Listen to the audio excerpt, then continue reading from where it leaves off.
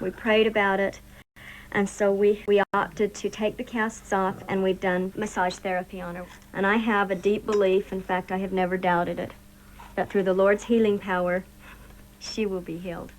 I've been told in blessings and through revelation that by the time she will recognize she had a problem or that she needs to walk, she will be able to.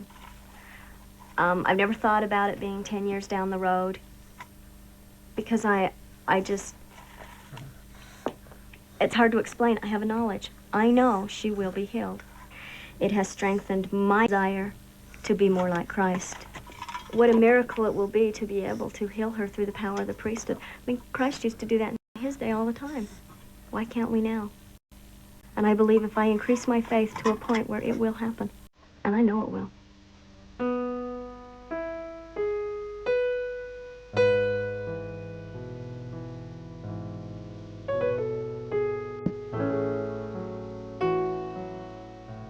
If you came back in 20 years and she was still deformed, I'd have to admit to you I was wrong. That it wasn't healed in the way that I thought. But I don't think I'd lose my belief in God because I believe that there's a purpose in it.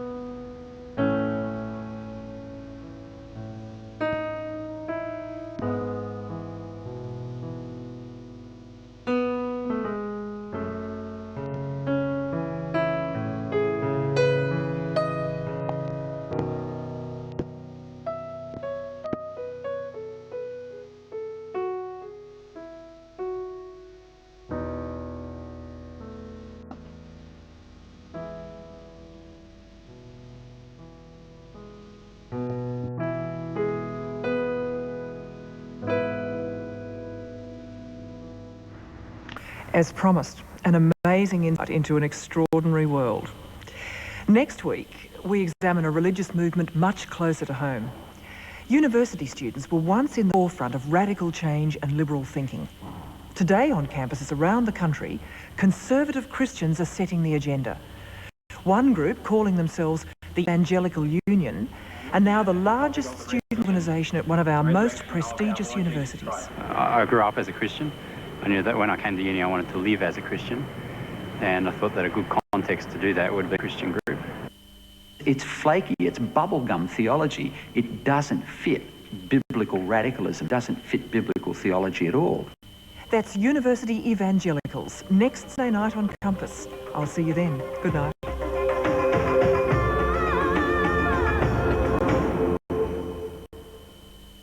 A very different Four Corners. Mark Davis with stories from the survivors of Papua New Guinea's tidal wave. The sound and fury. It was coming up, and then we saw the light. The loss.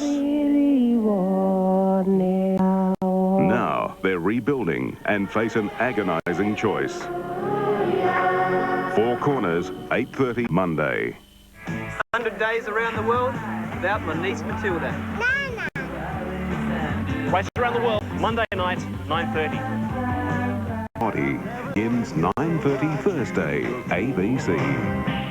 Hi, I'm George Negus, and I'm foreign correspondent, Colombia, where emeralds are the mafia's best friends. Any change must be brought about under the shadow of Colombia's recent past, where innocence has been sacrificed in a sea of corruption and violence. That's Foreign Correspondent, 9:30 Tuesday night. See you then. It is an ancient mariner, and he stoppeth one of three. By thy long grey beard and glittering eye, wherefore stoppest thou me? The bridegroom's doors are opened wide, and I am next of kin. The guests are met, the feast is set. Mayest hear the merry din. He holds him with his skinny hand. There was a ship, quoth he. Hold off, unhand me, greybeard loon. Eftsoons his hand dropped he. He holds him with his glittering eye. The wedding guest stood still, and listens like a three child. The mariner hath his will. The wedding guest sat on a stone. He cannot choose but hear. And thus spake on that ancient man, the bright-eyed mariner. The ice was here, the ice was there, the ice was all around. It cracked and growled and roared and howled. like noises in a swound. At length it crossed an albatross, through the fog it came.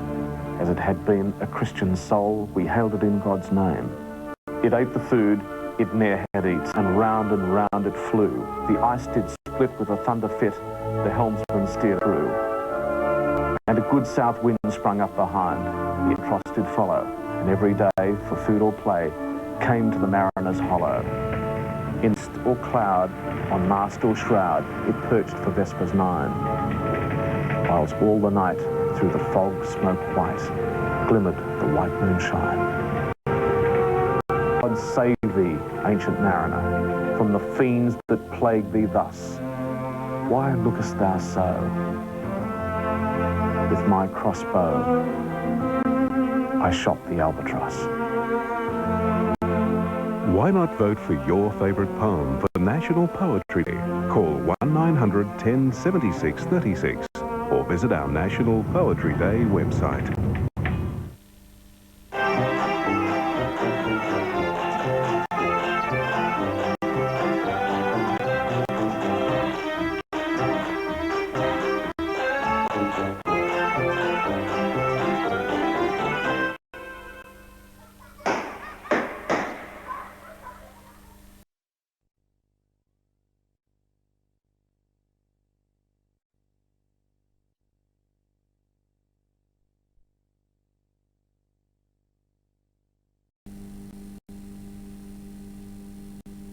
Correspondent in Boipatong after the massacre and all over South Africa. Government and ANC confront each other. Neither will back down. There is no doubt whatsoever that Mr. de Klerk himself is implicated in the violence. As the ANC begins its campaign of mass action, George reports from South Africa for Foreign Correspondent, 7:30 Saturday, ABC. What the hell is so goddamn important about fidelity?